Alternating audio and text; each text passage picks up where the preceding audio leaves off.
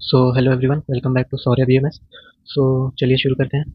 तो आज का जो टॉपिक है, ठीक है, वो है आपका अस्थि शरीर। ठीक है, क्या है? अस्थि शरीर। ठीक है, ये आपके रचना शरीर पेपर वन का आयुर्वेद पार्ट का कंटेंट है या चैप्टर है। ठीक है, सो चलिए शुरू करते हैं। देखते हैं इसमें क्या क्या इंपॉर्टेंट है, आपके लिए क्या क्या पढ़ना है। सो सबसे पहले क्या है आपकी अस्थि की व्याख्या। ठीक है, तो क्या बताया गया है? अस्थि शब्द की निरुक्ति निम्न प्रकार से वर्णित है। ठीक है, तो अस्थि शब्द की निरुक्ति क्या क्या है? शब्दस्तोम के अनुसार क्या है? अस्यते अस कठिन तीन मासाभ्यंतरे अस्ते हाड़ इति। ठीक है, अमरकोश के हिसाब से क्या है? अमरकोश में अस्थि शब्द के पर्याय बताते हुए लिखा है किकसम कुल्यम अस्थि च। ठीक है, क्या बताया गया? किकस और कुल्य क्या होता है? अस्थि के पर्याय होते हैं। ठीक है, तो आगे चलते हैं। आगे क्या बताया गया? अस्थि की उत्पत्ति। सो अस्थि की उत्पत्ति कैसे हुई है देख लेते हैं। अस्थि की उत्पत्ति चरक सुश्रुत आदि संहिता ग्रंथों में इस प्रकार वर्णित है। क्या बताया गया?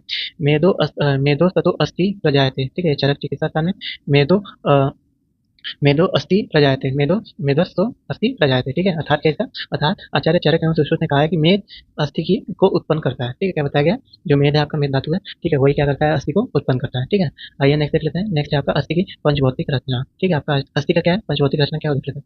संपूर्ण चर अचल विश्व के सभी पदार्थों की उत्पत्ति पंचमहाभूतों से मानी जाती है। ठीक है, तो सभी चर अचल विश्व के सभी पदार्थ हैं जो भी है, ठीक है, उनकी उत्पत्ति कैसे मानी जाती है? पंचमहाभूत से। चरक शारीर स्थान में महाभूतों से शरीर के अंग प्रत्यंगों के निर्माण का वर्णन करते हुए लिखा है कि शरीर के समस्त अवयव मय भाव आकाश महाभूत द्वारा निर्मित है। ठीक है, तो क्या बताया गया? जो चरक चारी स्थान है, ठीक है, उसमें क्या बताया गया? महाभूत से शरीर अंग के अंग प्रत्यंगों का निर्माण का वर्णन करते हुए क्या लिखा है उन्होंने? कि शरीर के समस्त अवकाशमय भाग मतलब जो खाली भाग है, ठीक है, या जिसमें कैविटी हो सकती है, ठीक है भाई, उसको क्या बोला है? आकाश महाभूत द्वारा निर्मित है। सभी प्रकार की गतियां वायु द्वारा होती है। जो सभी प्रकार की गतियां क्या है? वायु द्वारा होती है।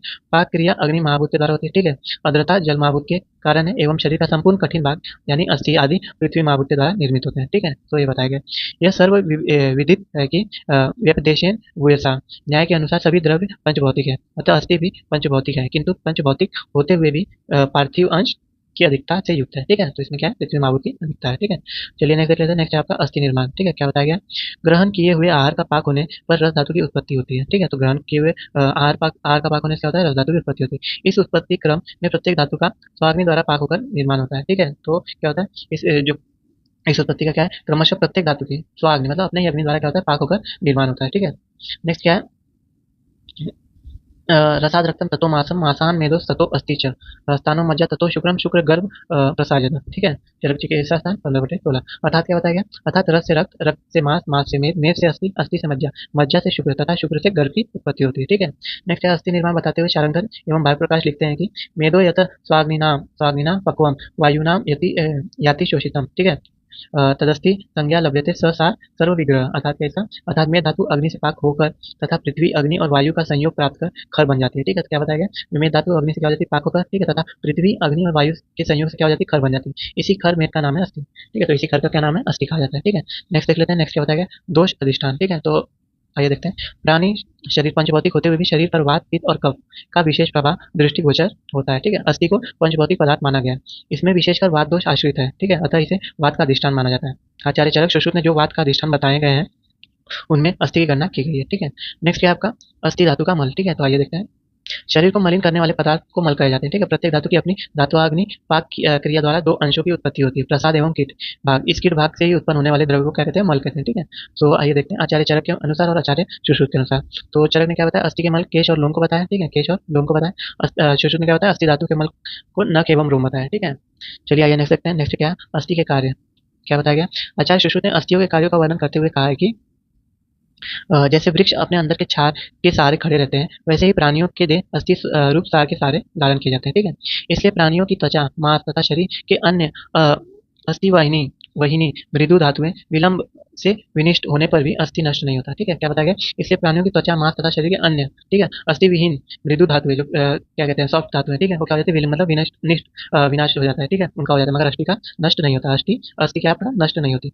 प्राणियों के शरीर में अस्थियों का अवलंबन करके शिराओं और स्नायु के द्वारा मांस अस्थियों से बंधा रहता है, जिसके कारण शरीर में सौष्ठ शोष्ठा बना रहता है। ठीक है, चलिए नेक्स्ट टॉपिक देख लेते हैं। नेक्स्ट क्या है? अस्थियों के प्रकार। ठीक है, क्या बताया गया? कौन कौन से प्रकार है आपके? सो क्या बताया गया है? एतानी पंच विधानी भवंती तदथा कपाल रुचक तरुण वलय नलक संज्ञानी। ठीक है, तो कौन कौन सी है? कितनी अस्थि के प्रकार है आपके? 5 है। कौन कौन से? कपाल अस्थि, रुचक अस्थि, तरुण अस्थि, वलय अस्थि और नलक अस्थि। ठीक है, तो आइए चलिए एक देख लेते हैं। कपाल अस्थि की अस्थियां जानु, नित्यम, अंश, गंड तालु, शंख प्रदेश एवं सिर में पाई जाती है, ठीक है। रोचक अस्थियां दांतों में पाई जाती है, रोचक अस्थियां क्या है, दांतों में पाई जाती है, ठीक है। तरुण अस्थियां नासा, कर्ण, ग्रीवा एवं अक्षी कोश में पाई जाती है, ठीक है। वलय क्या है, वलय अस्थियां पार्श्व, पृष्ठ एवं उर्व में पाई जाती है, ठीक है। नलक क्या, नलक अस्थियां उपरोक्त स्थानों के अतिरिक्त पाई जाती है, ठीक है। तो उपरोक्त मतलब कपाल, रुचक, तरुण, वलय, इनके अतिरिक्त जो भी क्या कहते हैं अस्थियां, वो क्या है, नलक अस्थियां है, ठीक है। नेक्स्ट देख लेते हैं आपका, नेक्स्ट आपका टॉपिक है अस्थि गणना, ठीक है। तो चलिए देखते हैं। अस्थियों की संख्या के विषय में आयुर्वेद में मतांतर पाए जाते हैं, ठीक है। मतलब अलग अलग मत पाए जाते हैं। इस विषय में दो संप्रदाय के मत विशेष रूप से वर्णित है, ठीक है। एक कौन कौन सा है, एक वेदवादी है, एक शल्यतंत्रवादी है, ठीक है। एक आधुनिक मतानुसार है, ठीक है। तो आइए एक करके देख लेते हैं। सबसे पहले क्या है, वेदवादी। इस संप्रदाय में चरक, अष्टांग संग्रह एवं काश्यप संहिता आते हैं। इन्होंने अस्थियों की संख्या 360 मानी है। कितनी मानी है, 360 मानी है, ठीक है। इन्होंने दंत ए और नखों की अस्थियों की में गणना की है, ठीक है। इन्होंने क्या किया है, दंत और नख को भी अस्थियों में गणना किया है, ठीक है। नेक्स्ट आपका क्या है, शल्यतंत्रवादी। सुश्रुत एवं भाव प्रकाश इस मत को मानते हैं। इन्होंने अस्थियों की संख्या कितनी मानी है, 300। कितनी मानी है, 300, ठीक है। नेक्स्ट आपका क्या आ जाता है, आधुनिक मतानुसार अस्थियों की संख्या कितनी है, 206 वर्णित है, ठीक है। तो चरक, अष्टांग संग्रह और काश्यप संहिता के द्वारा कितनी, 360। सुश्रुत एवं भाव प्रकाश के द्वारा कितनी, 300 है। आधुनिक मतानुसार कितनी है, 206 वर्णित है, ठीक है। चलिए आगे देखते हैं। सो आगे क्या बताया गया, अस्थि गणना में मतभेद के कारण, ठीक है। तो ये जो मतभेद हो रहे हैं, ठीक है, इसके कारण क्या क्या है, तो क्या बताया गया, चरक काय चिकित्सा प्रधान ग्रंथ है, ठीक है। अतः अस्थियों के समान कठिन एवं वर्ण होने वाले नख को अस्थियों में समित किया गया है, ठीक है। क्या बताया गया, चरक क्या है, काय चिकित्सा का प्रधान ग्रंथ है, ठीक है। ठीक है, तो उसने क्या किया है, अस्थियों के समान ही कठिन एवं वर्ण होने वाले, ठीक है। तो उन्होंने जो देखा है कि जो भी अस्थियों के समान या कठिन है या उनके समान वर्ण वाले हैं, ठीक है, उनको भी उन्होंने अस्थियों में काउंट कर लिया, ठीक है। जैसे कि आपका नख हो गया, अस्थि के साथ मिलने वाले पदार्थों को, परंतु वह वास्तव में अस्थि नहीं है, अस्थि में गिनना, जैसे तरुण अस्थि, ठीक है।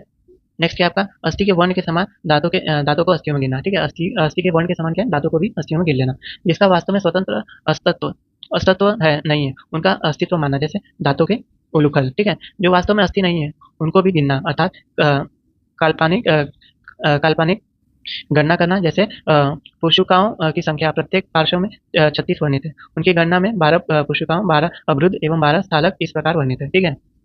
नेक्स्ट क्या है, अस्थियों के उभारों को पृथक पृथक अस्थियां मानना, जैसे कशेरुकाओं में प्रवर्धन, ठीक है। नेक्स्ट क्या है, गणनीकरण की पद्धति, ठीक है, गणनीकरण की। नेक्स्ट आपका अस्थियों के ऊपर के चिन्ह की गणना करके एक अस्थि के कई अस्थियां मानना, ठीक है, जैसे वक्षेप अस्थि, ठीक है। नेक्स्ट आपका क्या है, षडंग की दृष्टि से अस्थियों की संख्या, ठीक है। तो षडंग की दृष्टि से अस्थियों की संख्या क्या क्या है, तो कौन कौन से स्थान क्या क्या, शाखाओं में, मध्य शरीर में, ग्रीवा के ऊपर, और ठीक है। तो चरक में क्या क्या माने हैं, देख लेते हैं। शाखाओं में कितने माने, 128 माने, ठीक है। मध्य में कितने माने, 140 माने, ग्रीवा में कितने माने, 92। टोटल कितने हो गए आपके, 360, ठीक है। सुश्रुत ने क्या बोला है, शाखाओं में 120 माने हैं, ठीक है। मध्य में कितने माने, 117, ठीक है। ग्रीवा के ऊपर कितने माने, 63। टोटल कितने हो गए आपके, 300, ठीक है। आधुनिक जो कि मॉडर्न एस्पेक्ट है, इसमें शाखाओं में कितने माने, 120 माने, ठीक है। मध्य में कितने माने, 50 माने, ग्रीवा के ऊपर कितने माने, 36, ठीक है। टोटल कितने हो गए, 206 हो गए, ठीक है। सो विद दिस हम लोग जो अस्थि शरीर है, ठीक है, आयुर्वेदा पार्ट का, ठीक है, इसको एंड किए, ठीक है। सो चलिए वीडियो यहीं एंड करते हैं, आपसे मिलते हैं नए वीडियो में नए टॉपिक के साथ।